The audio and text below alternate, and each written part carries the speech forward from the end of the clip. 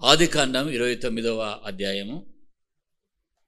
మీరు విన్న విషయాలే నేను బోధిస్తున్నాను, కొత్త విషయాలు ఏమి బోధించటం లేదు, మర్మాలేమీ బోధించటం లేదు. అంతకన్నా దేవుని బిడ్డలారా, మీరు విన్న విషయాలనే మనం విన్న వెంటనే చదివిన వాటినే బోధించాలని ఆశపడదు. ఆదికాండం 39వ అధ్యాయం. ఆదికాండం 39వ అధ్యాయం. 39వ అధ్యాయంలో మొదటి వచనాన్ని మనం చదువుకుందాం.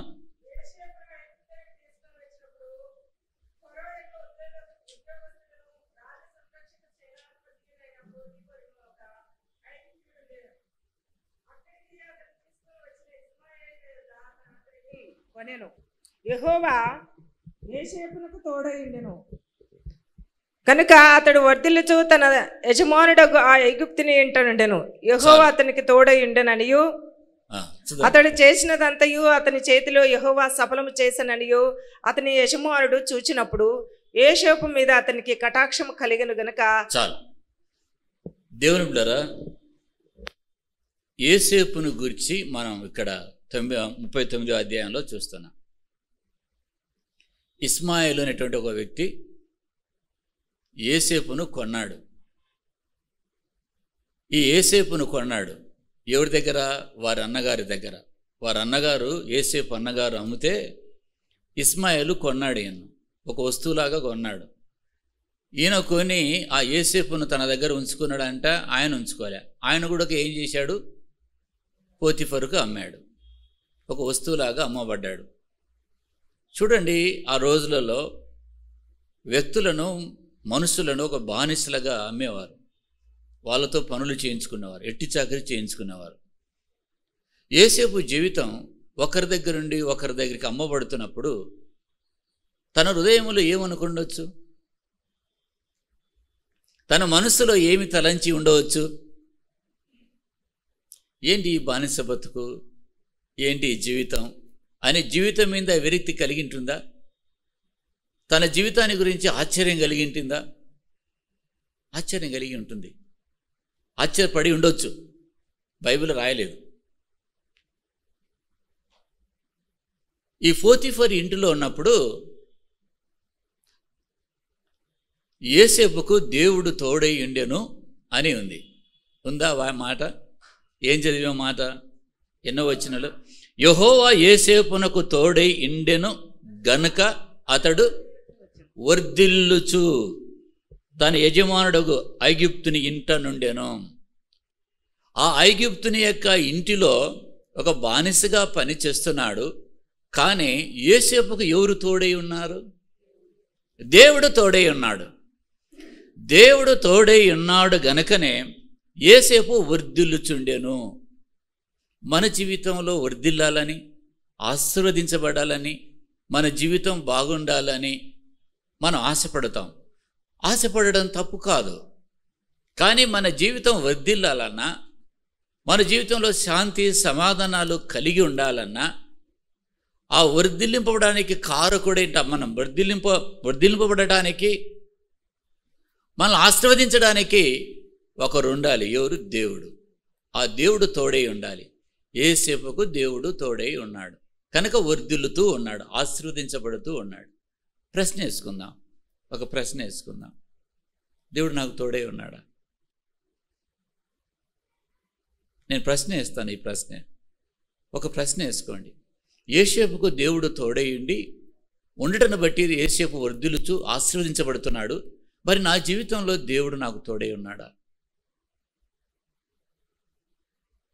డైరెక్ట్ క్వశ్చన్ ఇది మనకు. దేవుడే నీకు తోడై ఉంటే, నీ కుటుంబానికి, నీ జీవితానికి నీకు దేవుడు తోడై ఉంటే నువ్వు వర్ధిల్లుతావు. అన్ని విషయాల్లో వర్ధిల్లుతావు.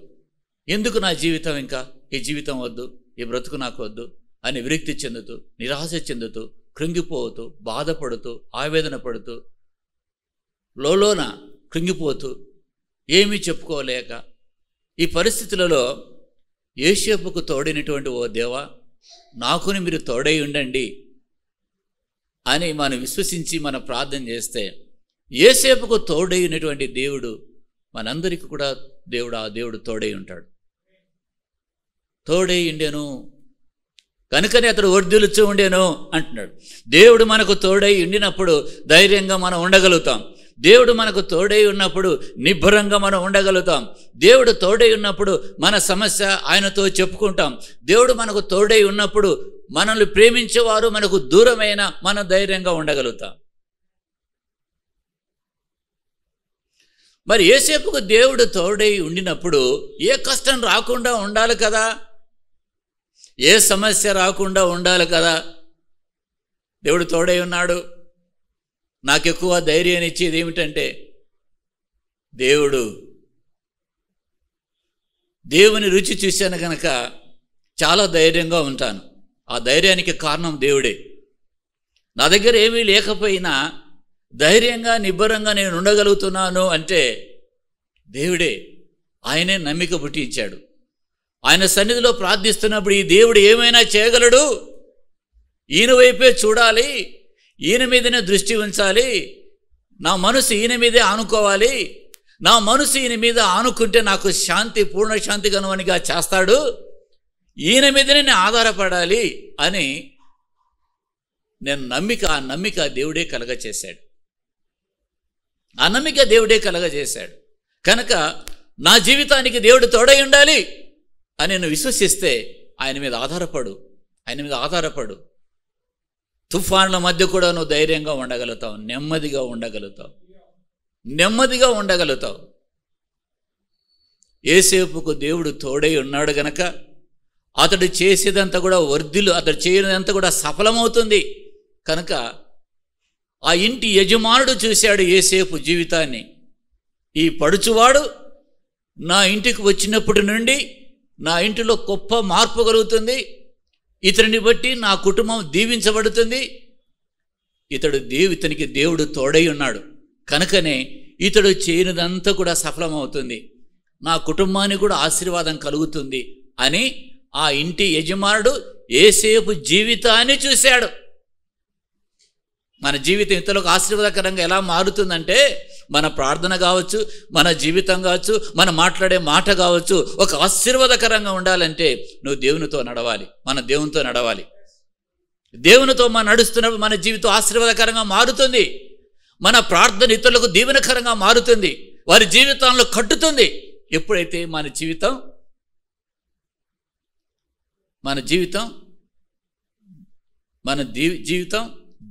జీవితంలో దేవుడు ఉన్నప్పుడు. అలా ఒక బానిస కొనుక్కున్నాడు, ఏదో కొనుక్కుంటే ఇంట్లో పని చేస్తారని, కానీ అతనికి యోసేపునకు దేవుడు తోడై ఉన్నాడని ఆ యజమానుడు చూసి అతని మీద కటాక్షం కలిగిందని, ఫేవర్, దయ కలిగింది. మనం ఎక్కడున్నా, ఏ ప్రదేశంలో ఉన్నా, ఏ స్థలంలో ఉన్నా ఆ దయ ఇతరుల పట్ల మనుషులు మనం చూసి వారు దయ చూపుతున్నారంటే, ప్రేమ చూపుతున్నారంటే మన మంచితనం కాదు, దేవుని యొక్క కటాక్షం మన మీద ఉందని గమనించాలి. దేవుని యొక్క కనికరం మనం కోరుకోవాలి. దేవుని కటాక్షం మన మీద ఉన్నప్పుడు మనుషులు మన మీద దయ చూపిస్తారు, కనికరం చూపిస్తారు. యోసేపు వర్ధిల్లుతున్నాడు, యజమానుని యొక్క కటాక్షం పొందుకున్నాడు, జీవితము సాఫీగా మంచిగా కొనసాగుతుంది, బాగానే ఉంది. ఆ తర్వాత యజమానుడు, అయ్యా యోసేపు, నీలాంటి నమ్మకమైనటువంటి వ్యక్తి, నువ్వు నా ఇంటికి వచ్చినప్పుడు ఎప్పుడైతే నా ఇంటిలో నా గృహంలో అడుగు పెట్టావో నేను దీవించబడుతున్నా. ఇదిగో ఇంటిలో ఉన్నది కూడా సమస్తం నీ చేతులకు అప్పగిస్తాను. ఇంటిలో ఉన్న సమస్తం, ఈ అధికారం ఇదంతా నీకు అప్పగిస్తున్నా. ఈ ఇంటి వ్యవహారం అంతా నువ్వే చూసుకోవాలి అని యోసేపుకు అప్పగించాడు. బానిసకి ఎవరు అప్పగించరు. ఇంట్లో పని మనిషికి మన యొక్క అల్మారి మన లాకర్స్, మన తాళం చేతులు ఆమె చేతిలో పెట్టాం. ఎంతో నమ్మకం ఉంటేనే చేతిలో పెడతాం. తాళం చేతులు ఇచ్చాడు. అయితే యోసేపు జీవితంలో పిడుగులాంటి ఒక సమస్య వచ్చి పడింది. అంతా సాఫీగా జరుగుతుంది, ఇంటి విషయాలు చూసుకుంటున్నాడు, తను వర్ధిల్లుతున్నాడు, మంచిగా ఉంది. హఠాత్తుగా తనకు ఒక సమస్య వచ్చి పడింది. సమస్య హఠాత్తుగా మన జీవితంలో వచ్చి పడుతుంది. ఆ సమస్యను దేవుని యొక్క చిత్తానుసారంగా, దేవుని యొక్క నడిపింపుతో మనం దాన్ని డీల్ చేయాలి. ఆ ఇంటి యజమానురాలు చెడ్డ స్త్రీ. యజమానుడు మంచి వ్యక్తే, యజమానురాలు చెడ్డ స్త్రీ. యోసేపుతో పాపం చేయాలని యోసేపును బలవంతం చేసింది. యోసేపును బలవంతం చేసినప్పుడు యోసేపు చెప్పాడు, సావధానంగా చెప్పాడు, అమ్మా, నా ఇంటి యజమానుడు ఇంటిలో ఉన్న సమస్తాన్ని నా చేతికి అప్పగించాడు. అయితే నీ మీద నాకు ఎలాంటి అధికారం లేదు. నేను ఇలాంటి దుష్కార్యాన్ని నేను చేయలేను. ఈ పాపము నేను దేవునికి విరోధంగా నేను చేయను అని ఒక్కసారిగా ఆమెతో మంచి మాటలు, బుద్ధి వచ్చే మాటలు చెప్పాడు. అంతటితో ఆమె ఆగలేదు. పదే పదే అతన్ని శోధిస్తుంది. అలాంటి సమయంలో యోసేపు ఎలాగా తన పవిత్రతను కాపాడుకున్నాడు, తన భక్తి జీవితాన్ని కాపాడుకున్నాడు, జీవిత యాత్రలో ఎలా ముందుకు వెళ్ళాడు అనే అంశాలను చెప్తాను దేవులారా. మొదటిగా మనం చూసినట్టయితే 11వ వచనాన్ని మనం చూద్దాం. అట్లుండగా ఒకనాడు అతడు తన పని మీద ఇంటి లోపలికి వెళ్ళినప్పుడు ఇంటి మనుషులలో ఎవరునూ అక్కడ లేరు. ఇక్కడ వచ్చిన వాళ్ళు ఏం చూస్తున్నాం దేవుని బిడ్డారా? అంటే భక్తి జీవితం యోసేపును దేవుడు ఎంతగా తాను పరీక్షించాడు ఇక్కడ వాక్యంలో మనం చూస్తున్నాం. ఆ ఇంటిలోకి పని మీద వెళ్ళినప్పుడు ఆ ఇంటి మనుషులలో ఎవరూ లేరంట. మన భక్తి జీవితం ఎప్పుడు పడుతుందంటే, బయటపడుతుందంటే మనం ఒంటరిగా ఉన్నప్పుడు, ఎవరూ లేనప్పుడు. అప్పుడు మనం ఎంత పవిత్రంగా ఉండగలుగుతాం. ఒక్కరమే ఇంటిలో ఉన్నాం. ఏ విధంగా మన యొక్క తలంపులు, ఆలోచనలు ఉంటాయి, అది చాలా ప్రాముఖ్యమైన విషయం. యోసేపు ఆ ఇంటిలోకి వెళ్ళాడు. ఎవరు లేని సమయం లేదంటే పని మీద వెళ్ళాడు. ఎవరు లేరు కదా అని, ఎవరు లేనప్పుడు మనిషి ఏమి ఆలోచిస్తాడు? ఇంటి మనుషులలో ఎవరునూ అక్కడ లేరు, కానీ ఒక్కరున్నారు. ఎవరున్నారు? మనుషులు ఎవరు లేకపోవచ్చు. ఆకాశమందున దేవుడు భూమి మీద మనలను ఆయన పరిశీలన చేస్తూ ఉన్నాడు. ఆయన చూస్తూ ఉన్నాడు.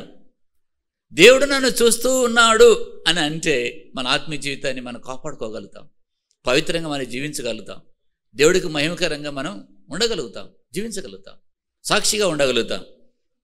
ఇంటిలో మనుషులు ఎవరూ లేరు.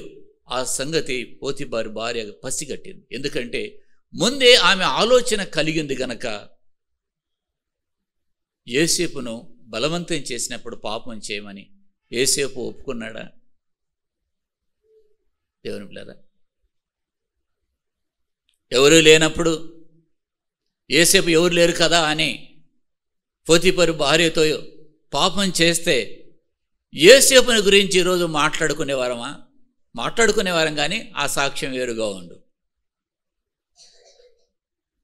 ప్రేమేటువంటి దేవుని బిడ్డలారా,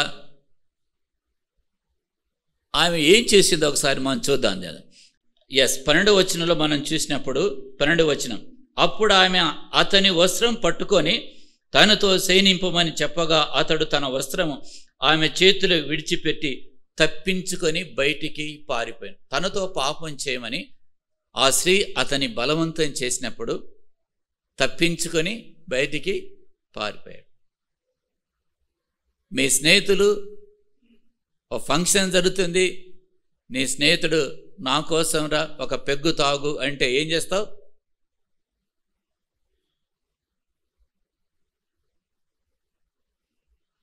ఒక్క పెగ్గుతో స్టార్ట్ అయ్యి బాటిల్స్ ఎత్తుతావు. ఒకే పెగ్గుతో స్టార్ట్ అవుతుంది నీ లైఫ్ ఎప్పుడు కూడా. ఇప్పుడు మంచి ఫేమస్ త్రాగుబోతుగా మారుతావు. చెడులు వాటి ఎప్పుడు కూడా చిన్నగా ప్రారంభం అవుతుంది. సాతానుడు కూడా వాడు మన దగ్గరికి ఎలా వస్తాడంటే చిన్న విషయాలకు వచ్చి పెద్ద శోధనగా చేస్తాడు.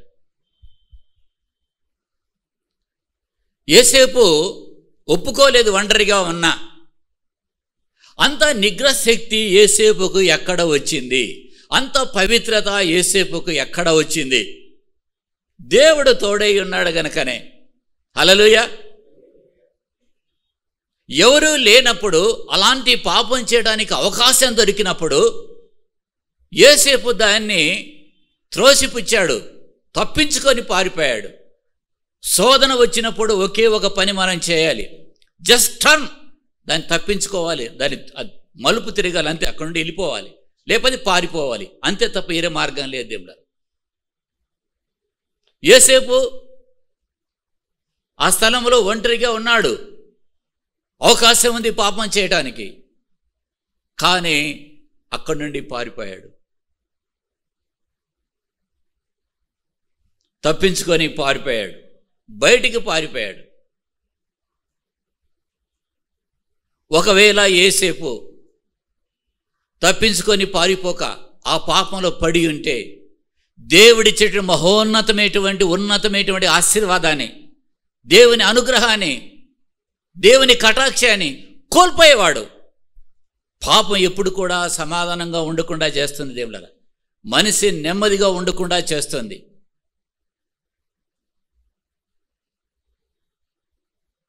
అక్కడి నుండి పారిపోయాడు, తప్పించుకొని పారిపోయాడే కానీ శిక్ష తప్పించుకున్నాడా? మనుషులందరి దృష్టిలో ఒక నింద మోపబడింది. నింద చూడండి, ఏదో ఒక చిన్న నింద, మనకు చేయని నేరానికి నింద వేస్తే మన హృదయం బద్దలైపోతుంది. మన అనరాని మాటకు అన్నారని మనం ఏమనిండో మాట, పలాని సహోదరి ఈ మాట నిన్ను అనిందని ఏదో నింద పుట్టించారు. ఆ నిందకు ఏమైపోతాయి, మన హృదయం బద్దలైపోతుంది, బాధపడిపోతాం, ఆవేదన చెందుతాం. బయటికి పారిపోయాడు, కానీ వస్త్రం దగ్గరగా ఉంచింది. ఆ వస్త్రాన్ని వదిలిపెట్టి పారిపోయాడు. వస్త్రం దగ్గర పెట్టుకుంది. భర్తకు రాగానే ఏడ్చుకుంటూ చెప్పింది. ఎంత కోపం ఉంటుంది భర్తకు, రోషం. చేయని నేరానికి, చేయని తప్పుకు ముద్రపడింది, ఈ తప్పు చేశాడని. వచ్చిన తర్వాత, యజమానుడు ఇంటికి వచ్చిన తర్వాత ఆ పోతిఫరు భార్య ఏం చెప్పింది? ఇదిగో అనవసరంగా తీసుకొచ్చావు, ఆ ఏబ్రీ పడుచువాడని తీసుకొచ్చావు. ఆ ఏబ్రీ పడుచువాడు ఏం చేశాడో నీకు తెలుసా? ఏం చేశాడు? మంచి కుర్రుడని అనుకున్నాను, బుద్ధిమంతుడు అనుకున్నాను. ఇలాంటి అఘాతానికి పాల్పడతాడా? ఏం చెప్పాడు చెప్పు, ఏం చేశాడు చెప్పు. కవించి చాలా కల్పించి చెప్పింది. ఎదుగో నా దగ్గరికి వచ్చాడు నన్ను అవమానపరచాలని. ఎదుగో వస్త్రం నా దగ్గర ఉంది చూడని రుజువు ఉంది. ఏం చెప్పలేకపోయాడు. ఏం చేశావు? మంచి కుర్రుడు అనుకున్నా, ఏం చేశావు? ఇంటి విషయాలు నీకు అప్పచెప్పాం, ఏం చేసావు చెప్పు.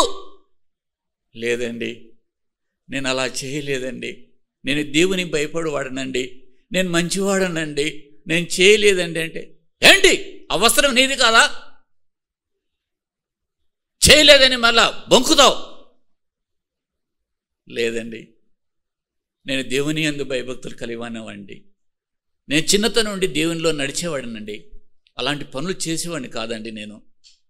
చెప్పదు, నోరు మూసుకో.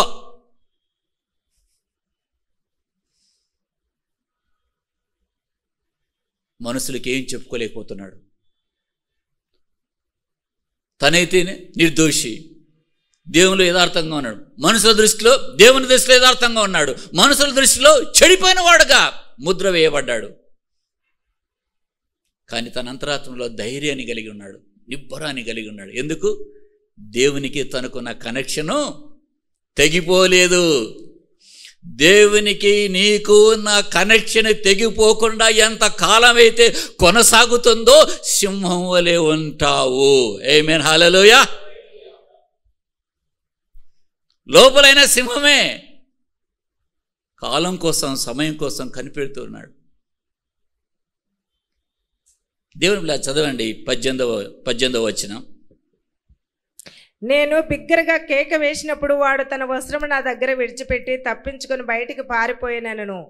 కాబట్టి అతని యజమానుడు, ఇట్లు నీ దాసుడు నన్ను చేసినని తన భార్యతో తనతో చెప్పిన మాటలు విన్నప్పుడు కోపముతో మండిపడి అతనిని పట్టుకొని రాజఖైదీలు బంధింపబడు చెరసాలలో వేయించెను. అతడు అక్కడ చెరసాలలో వేయబడ్డాడు. పోతిఫరు కోపడ్డాడు, బందీగా బంధించబడ్డాడు. చెరసాలలో జీవితం సాఫీగా కొనసాగుతుంది, బాగుంది అనుకున్నాడు. చేయని నేరానికి, చేయని తప్పుకు నింద మోపబడింది. ఏం చెప్పుకోలేడు, యథార్థంగానే ఉన్నాడు. చెరసాలలో బంధించబడ్డాడు, చెరసాలలో ఉన్నాడు. చెరసాలలో ఉండి కూడా ఇంకా జీవితం నాకు మేలు కలుగుతుంది, బయటకు వస్తాను, చెరసాల నుండి నేను బ్రతికి బట్టగట్టగలను, నా జీవితం బాగుంటుందని యోసేపు తలంచి ఉంటాడంటారా?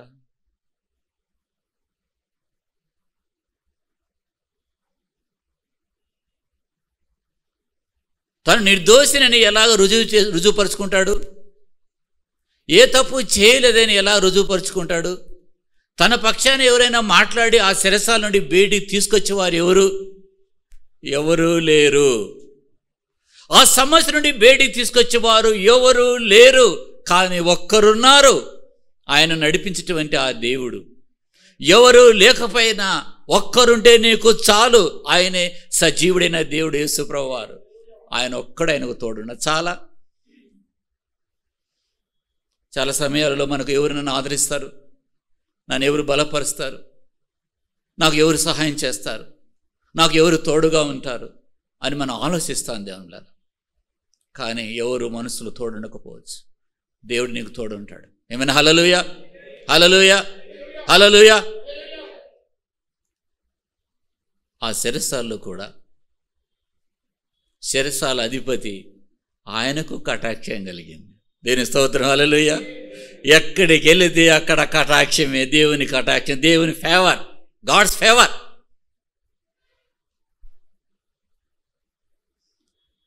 ఈ దేవుని కటాక్షం కలిగిన దేవుడు నీకు తోడుంటే ఎంత గొప్ప భాగ్యం. ఈ దేవుడు నీకు నడిపిస్తాడు. ఈ మంచి దేవుడు పాట, ఎంత మంచి దేవుడు అని, ప్రేమగల దేవుడు అని పాట పాడుతున్నారు. అప్పుడు నాకు గుర్తుకొచ్చింది పాట, నా జీవితం గుర్తుకొచ్చింది. 1992వ సంవత్సరంలో సికింద్రాబాద్లో ఒక ఇనుప పెట్టె, వాసవి కాలేజీలో నాకు సీట్ వచ్చింది, ఇంజనీరింగ్ కాలేజీలో. ఒక ఇనుప పెట్టె తీసుకొని రైల్వే స్టేషన్లో దిగాను సికింద్రాబాద్లో. నన్ను చూసి, నా అవతారాన్ని చూసి పోలీసులు నన్ను పట్టుకున్నారు, సస్పెక్ట్ చేశారు. అది నాకు గుర్తుకొచ్చింది. కాలేజీలో సీట్ వచ్చింది, నా డ్రెస్సు, నా చెప్పులు, నా అవతారం బాగలేదు. చెక్ చేయడానికి చూశారు. పరిస్థితి అలా ఉంది నా పరిస్థితి. ఆ ఇనుప పెట్టె, ఆ రోజులలో ఇనుప పెట్టెలు ఉన్నాయి, ఏం లేదు. Suit case, brief case, bag ఏమీ లేవు. ఇప్పుడు మన పిల్లలు నైస్గా తగిలించుకుంటారు, అది లేదు. ఆ ఇనుప పెట్టె తీసుకొని ఆడ దిగితే నన్ను సస్పెక్ట్ చేసి ఆ బెడ్ తీసుకొచ్చి పోలీసులు నా యొక్క ఆ ఇనుప పెట్టి ఓపెన్ చేసి, తాళం లేదు, ఏం లేదు, ఓపెన్ చేస్తే వాసవి కాలేజీలో నాకు వచ్చిన అడ్మిషన్ లెటర్ ఉన్నాయి, డిప్లొమా సంబంధించినటువంటి ఆ సర్టిఫికెట్లు అవన్నీ ఉన్నాయి. చూసి నా మంకెళ్ళు చేసి నవ్వి వెళ్ళిపో అన్నారు. ఆ ఇనుప పెట్టెతో ప్రారంభమైంది నా జీవితం. ఇంటర్నేషనల్ ఫ్లైట్ ఎక్కేంత వరకు.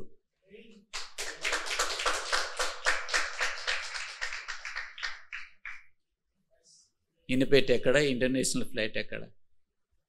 అందుకే ఆయన మేలు మర్చిపోలేను, నీ ప్రేమ మర్చిపోలేను. ఎక్కడికి వెళ్ళినా జీవితాన్ని ఆయన ఏమైనా చేయగలడు.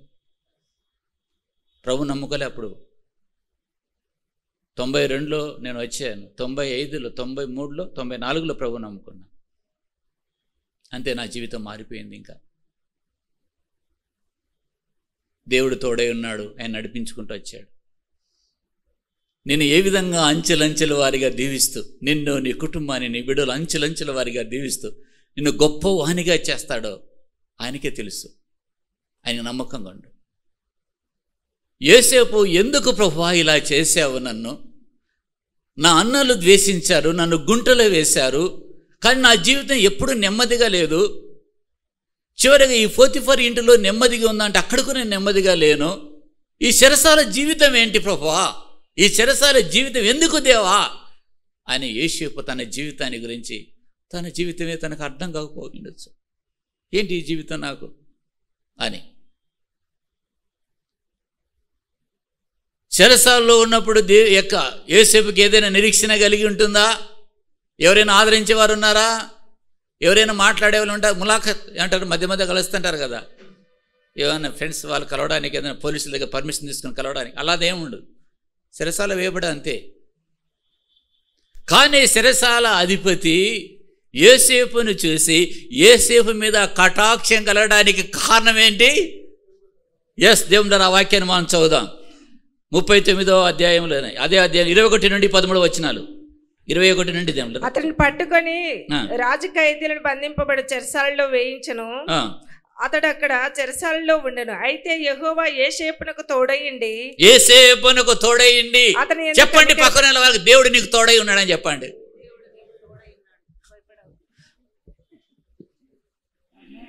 మన అయ్యలు 1 కోటి రూపాయలు సంపాదించి ఇవ్వకపోయినా ఏం కంగారు పడకండి.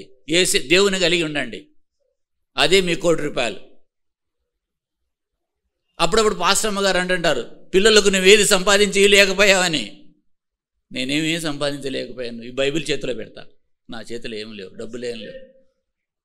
వారి కోసం ఉపవాసం అండి, ప్రార్థన చేయమంటే చేస్తాను, కన్నీరు ఇడుస్తాను, కానీ డబ్బులు వారికి ఇవ్వలేదు నేను.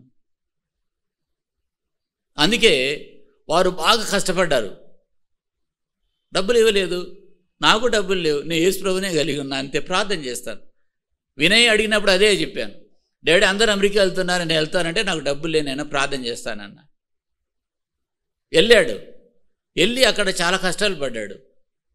కారులో వండుకున్నాడు, ఇల్లు లేక. ఆఫీసులో వండుకున్నాడు, ఇల్లు లేక. ఈరోజు ఆయన చక్కగా వివాహం అయింది, సెటిల్ అయిపోయాడు. ఒకవేళ ఆ కష్టం లేకపోతే డాడీని అర్థం చేసుకోలేకపోయాడు. కష్టం కావాలని కోరుకోలేదు, నా పరిస్థితి అది. కనుక దేవుని బిడ్డలారా, సంపాదించి ఇవ్వడానికి నా దగ్గర ఏమీ లేదు, ఏమీ లేదు.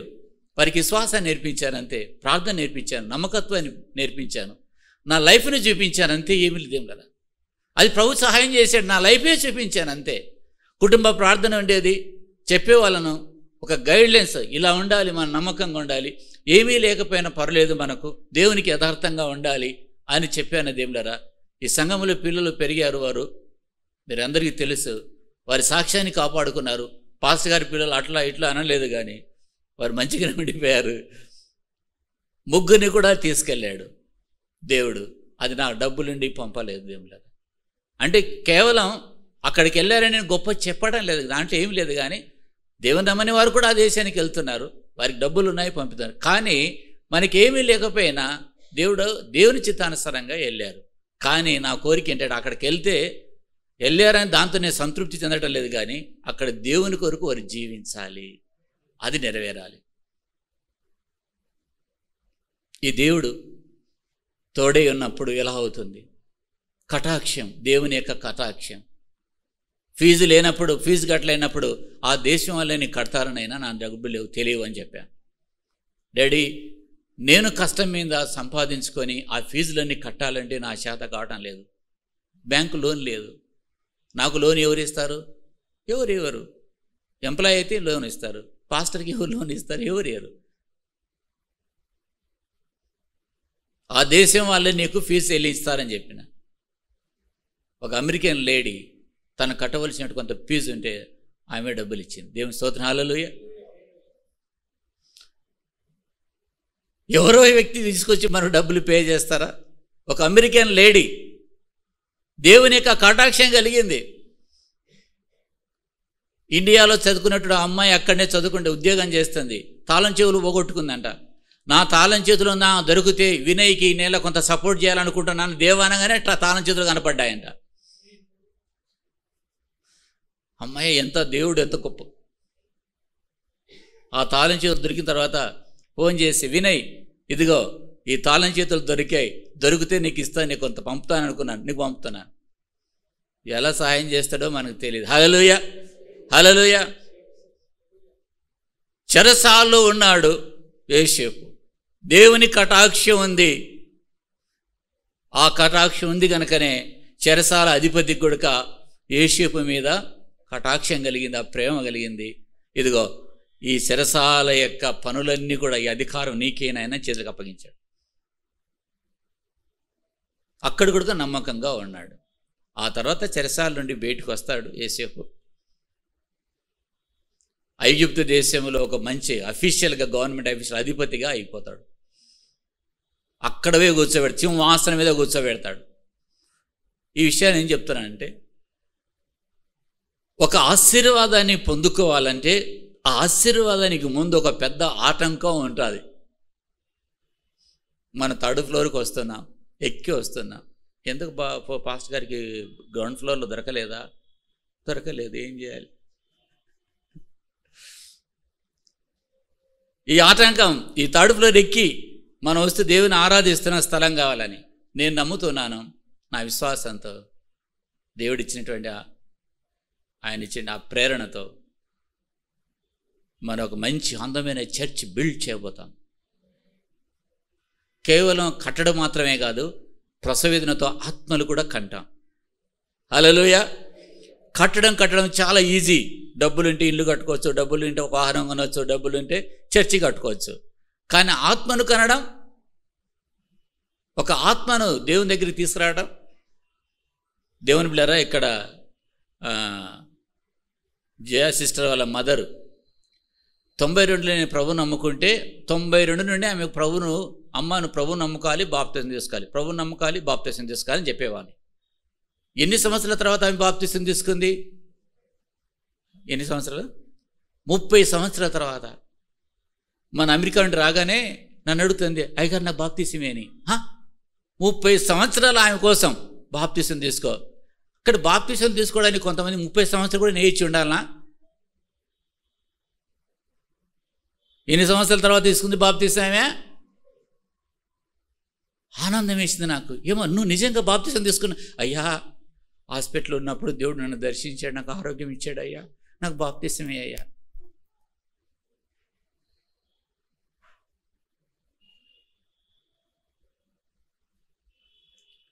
ప్రేమైన దేవుని బిడ్డలారా, యోసేపు జీవితాన్ని నుండి మనం నేర్చుకోవలసినటువంటి పాఠం ఏంటంటే, మన జీవితంలో శోధనలు కలిగిన, ఇబ్బందులు కలిగిన, ఆటంకాలు కలిగిన, అవరోధాలు ఏర్పడిన మన మార్గానికి దేవుని విడిచిపెట్టకుండా దేవుని ప్రేమిస్తూ దేవుని సంతోషపరిచేటువంటి కార్యాలు మన జీవితంలో జరిగిస్తూ ఆయన హత్తుకొని మనం నడిస్తే ఉన్నతమైన ఆశీర్వాదం మన కోసం దాచిపెట్టాడు.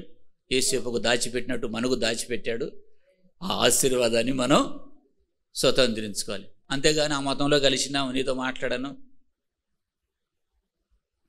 యోసేపు జీవితాన్ని ఒక్కసారి చెరసాల నుండి బయటకు వచ్చి అధిపతి అయినటువంటి వర్డ్ చదువుదాం, అప్పుడు ఫుల్ఫిల్ అవుతుంది. ఏం రాదు. 39 వచ్చిన. మరియు ఫరో, దేవుడు ఇదంతయు నీకు తెలియపరిచను గనక నీవలే వివేక జ్ఞానములు గల వారెవరునూ లేరు అంటే చెప్తున్నాడు. యోసేపుని గురించి మాట్లాడుతున్న ఐగుప్తు ఫరో రాజు. 38లో చూస్తాం, ఇతని వలే దేవుని ఆత్మగల మనుషుని కనుగొనగలమా? ఎందుకంటే రాజుకు కల వచ్చింది, కలభావని చెప్పాడు, ఎవరు చెప్పలేకపోయారు. అది చూసి యోసేపుని అంటున్నాడు, ఇతని వలే దేవుని ఆత్మగల మనుషుని కనుగొనగలమా అని చెప్తూ దేవుని బిడ్డలారా యోసేపుకు ఎలాంటి సన్మానం చేశాడో మనం చూద్దాం. 42-43 వచనాలు. మరియు ఫరో చూడుము, ఐగుప్తు దేశం అంతటి మీద 42-43 వచనాలు. మరియు ఫరో తన చేతి నుండి తన ఉంగరమును తీసి యోసేపు చేతికి పెట్టి సన్నపు నార బట్టలను అతనికి తొడిగించి అతని మెడకు బంగారు గొలుసు వేసి తన రెండవ రథం మీద అతన్ని ఎక్కించెను. అప్పుడు వందనము చేయడని అతని ముందర జనులను కేక వేసి అట్లు ఐగుప్త దేశం అంతటి మీద అతన్ని నియమించెను. అది ఆ శోధన దాటిన తర్వాత, ఆ బాధలు దాటిన తర్వాత, ఆ కష్టాలు దాటిన తర్వాత బంగారు గొలుసు వచ్చింది, రాజు రథం వచ్చింది, అధికారం వచ్చి అన్నీ వచ్చినాయి. ముందే మనం కావాలంట, ముందు రావు మనకు. ఏమొచ్చినాయి? ఊరిక గొలుసు కావాలి, బంగారు గొలుసు. జీవిత కాలం అంతా రాలే బంగారు గొలుసు. నాకు ఎక్కడుంది బంగారు? చూడండి దేవుళ్ళరా, ఎక్కడ ఉంది బంగారు? పెళ్ళికి లేదు బంగారు, పెళ్ళిలో కూడా లేదు బంగారు, గొలుసు లేదు, ఏమీ లేదు. కండక్టర్ జాబ్ చేసేవాడిని అప్పుడే డ్యూటీ దిగినాను. అప్పుడే డ్యూటీ దిగి ఆ రోజు ఒక తెల్లని ఒక తెల్ల ప్యాంటు షర్ట్ తీసుకొని పెళ్ళికి డైరెక్ట్గా వెళ్ళిపోయాను, పెళ్లి చేసుకోవడానికి. అప్పుడు పందిరేశారు. ఇది నిజం. డిపో మేనేజర్ అని, అప్పుడు డిప్లొమా అయిపోయింది అది. డిపో మేనేజర్ అన్నాడు, ఏంటి పెళ్ళి అనేది? పెళ్ళి అంటే ఒక నెల ముందే లీవ్ తీసుకుంటారంట. ఈరోజు పెళ్ళా? ఈరోజు సాయంత్రం అని పెళ్ళి. ఆ ముందు రోజు తీసుకుంటాను లీవ్. డ్యూటీ దిగిన తర్వాత డైరెక్ట్ షాప్కి వెళ్ళి ఒక ప్యాంటు ఒక షర్ట్ తీసుకున్నా. ఏం ప్యాంటు? తెల్లని ప్యాంటు, తెల్లని షర్ట్.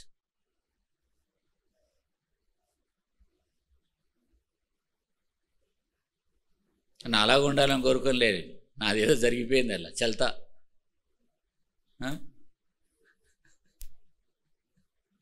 నా జరిగిపోయింది. బంగారు గొలుసు నాకు మ్యారేజ్ చేసుకుంటే చాలు, అంతే. గొలుసులు గీసి మీద దాని మీద ఏం లేదు. అమెరికాలో కూడా మా అబ్బాయి వినయ్ని అడిగాడంట వాళ్ళ అంకుల్, వాళ్ళ కేరళైట్స్, డాడీ మీకు ఏమన్నా సంప్రదాయాలు ఏమైనా డబ్బు ఏమైనా అడుగుతా అంటే అవి ఉండవు, మనం అడగము, తీసుకోవాలన్నాడు. అది ఎక్కడ నేర్చుకున్నాడు? ఆశ్చర్యపడ్డాడంట. ఏం తీసుకోరా అని. ఏం తీసుకోమన్నాడు. మేము అలా తీసుకోము, కట్నాలు తీసుకోమన్నా. వెంటనే అంటే వాళ్ళ మిస్సెస్ రాలే, వాళ్ళ భార్య రాలే, ఆయన కూడా వచ్చి మాట్లాడుతున్నాడు ఈయనతో. వెంటనే వాళ్ళ మిస్సెస్ ఫోన్ చేశాడంట, రండి ఈ అబ్బాయి ఒక మంచి వ్యక్తిలా కనపడుతున్నాడు, మంచి అబ్బాయి రండి అన్నట్టు వాళ్ళు వచ్చారంట. ఆయన మిస్సెస్ వచ్చింది. అప్పుడు చూశారంట. ఇప్పుడు వారికి ఒక కుమారులు లేరు, కుమారుడుగా అయిపోయాడు వాళ్ళు. అంటూ మా కోడలు ఏం చేసింది, ఒక కాస్ట్లీ వాచ్ మీద, ఒక కాస్ట్లీ, అది నేను ఎప్పుడు వేసుకోలే, ఎందుకంటే ఆ వాచ్ నా అల్మర్లో ఉంటుంది. ఆ వాచ్ అంటే చేతి గడియారం, దాని బ్యాక్ ఏం రాసిందంటే, నా కొరకు ఒక దైవజనుని, ఒక భక్తి గలటువంటి వ్యక్తిని నా కొరకు మీరు పెంచారు, పోషించారు, నాకు ఇచ్చారని రాసింది దాని మీద. Godly rice.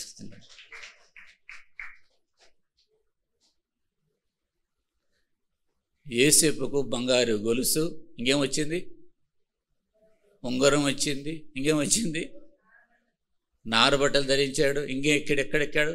రాజు కూర్చుని రథం మీద కూర్చున్నాడు, రాజు సింహాసనం, ఇంకెన్ని వచ్చినాయి చూడండి. ఇవన్నీ రావడానికి ఎంత నిందలు పడ్డాడు, ఎంత కష్టాలు పడ్డాడు, ఎంత బాధలు పడ్డాడు. దేవునితో నడిస్తే కష్టాలు ఉంటాయి, కష్టాలను దాటించి, శోధనలు దాటించి మనల్ని దేవుడు ఆశీర్వదిస్తాడు. యవనస్తులారా, అదే వింటున్నారా? యవనస్తుల గురించి చెప్తున్నా, యవన బిడ్డల గురించి చెప్తున్నా. ఏదో ఊహించుకొని లోకాన్ని ప్రేమిస్తే, లోకంలోటువంటి చెడుని ప్రేమిస్తే చాలా భయంకరంగా ఉంటుంది లైఫ్. యేసేపు జీవితాన్ని పదే చదవండి, వాక్యాన్ని చదవండి. ఖచ్చితంగా అది మన జీవితంలో మేలుకరంగా ఉంటుంది. యేసేపు జీవితం ఎక్కడి నుండి ప్రారంభమైంది, ఎక్కడికి వెళ్ళింది అంటే, దేవుడు తన ఉద్దేశాన్ని యేసేపు పట్ల సంపూర్ణంగా నెరవేర్చుకుంటాడు. యేసేపు ఫలించడి కొమ్మగా నిలిచాడు. దేవుని యొక్క ఉద్దేశం నీ జీవితం పట్ల అలా నెరవేర్చబడాలి. ఏమైనా హల్లెలూయా, హల్లెలూయా.